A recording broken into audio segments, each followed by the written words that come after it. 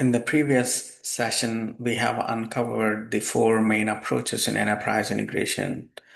And in this session, we will try to uncover messaging, which is one of the enterprise integration approach in more detail. What is messaging? In a telephone system, if I wanted to call someone and the receiver has to be available to take my call at the same time.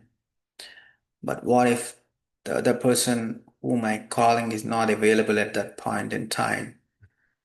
Then we have an option to send a voicemail, and that voicemail will be queued in the receiver's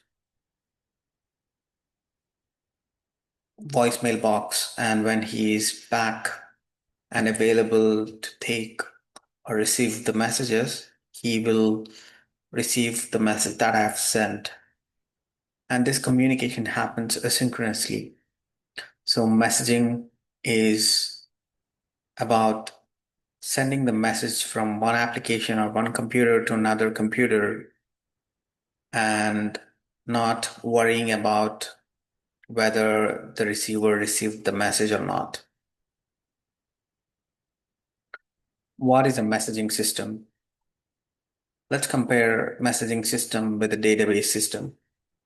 Database systems responsibility is to save or store the data which is persisted by the application in a reliable fashion and make it available for any application who is interested in reading the data from that database.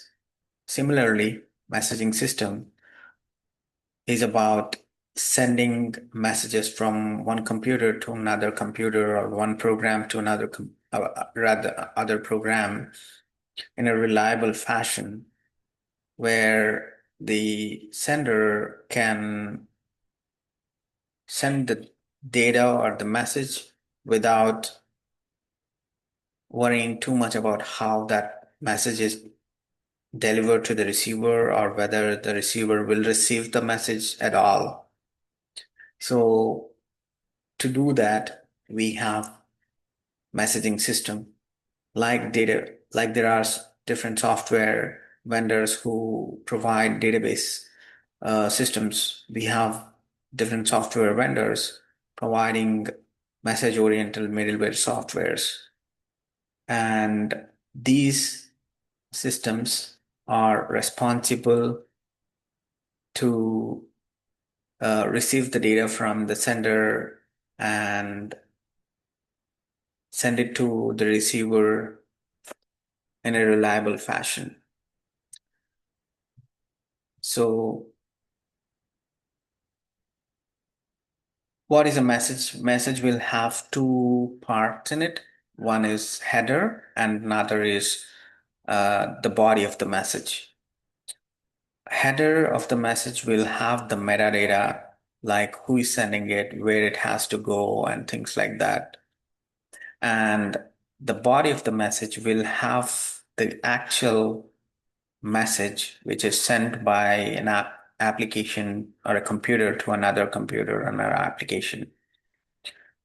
So when the enterprise integration developers talk about message, they generally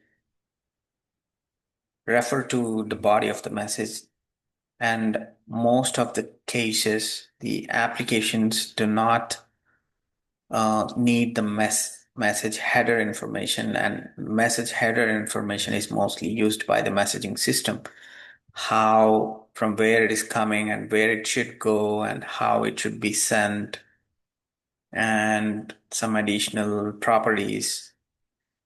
For example, if the requirement is to persist the message and make sure it is delivered to the receiver, and if the receiver is not available, make it persistent and deliver at a later point in time and things like that. So header of the message will be used by the messaging system, and the body of the message will be used by the applications which are trying to communicate in an integration solution. Having said that, now let's see what are the steps in message transmission.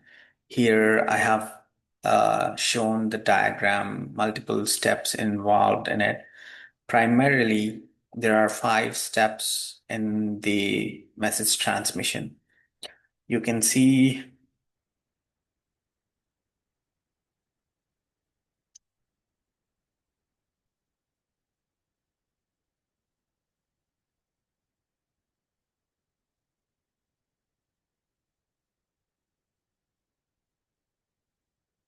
this is a sending application and this is a receiving application. These two applications are taking part in the enterprise integration solution using the messaging approach. And in the sending app, we have first step is to create the message. And this symbol denotes the data, the actual data, and it is packaged in a message, which is the message header plus the body of the message. And the symbol denotes the message storage. It can be in memory or persisted to disk. And the second step is to send. And this is the messaging channel,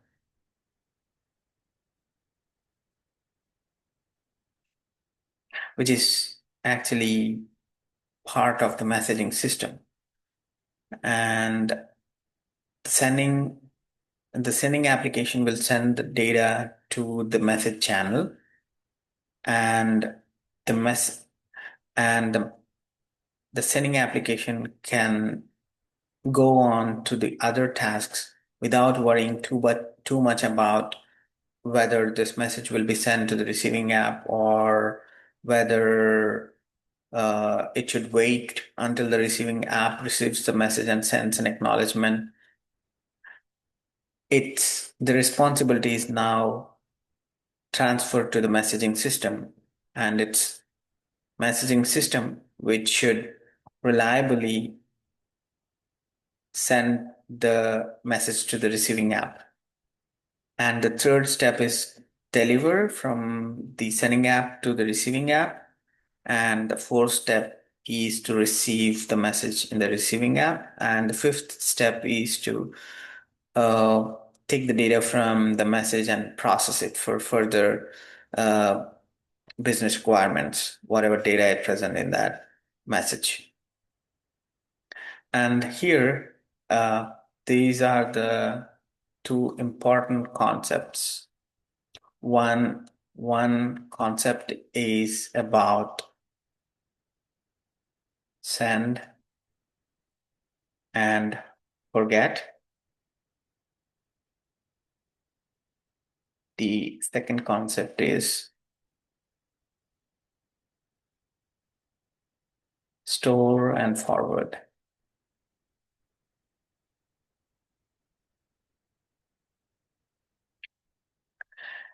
The send and forget is the concept which is followed by the app, and store and forward is the concept which is followed by the messaging system.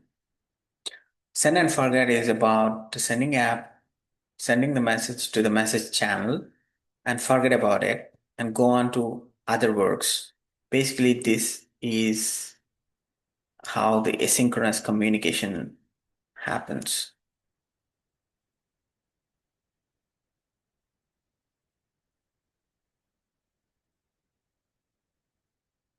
And it's messaging system's responsibility. In other words, when we compare the messaging system with the database system,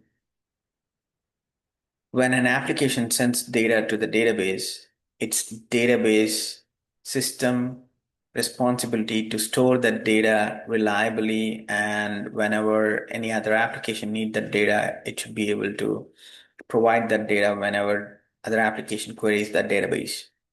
So the similar way, the messaging system, it's messaging system's responsibility to reliably send the message from one application to another application. So in order to make it reliable, messaging system follows this store and forward. Before In step two, before sending the application to the receiving app, it tries to store the message here and then forwards it.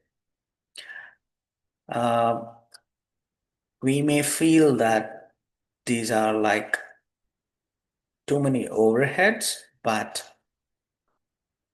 in enterprise integration, sending data from one computer to another computer and like we discussed in the previous sessions, the networks are unreliable. We do not know if the receiving application is available to receive the message, and even if the sending app and receiving apps are available to communicate at that point in time, we do not know if the networks are reliable.